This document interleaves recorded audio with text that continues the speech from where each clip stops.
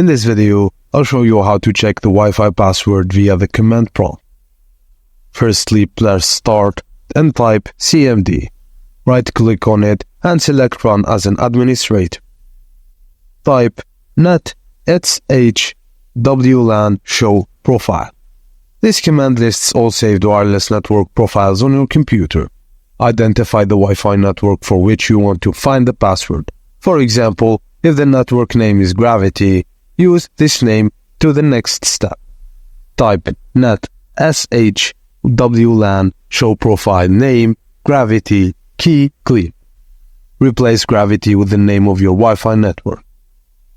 Scroll through the results until you find the entry named key content. The Wi-Fi password will be listed next to it. And that's it, guys. Now you can use this password to connect your device to the network. Thank you guys for watching, and please don't forget to like and subscribe for more.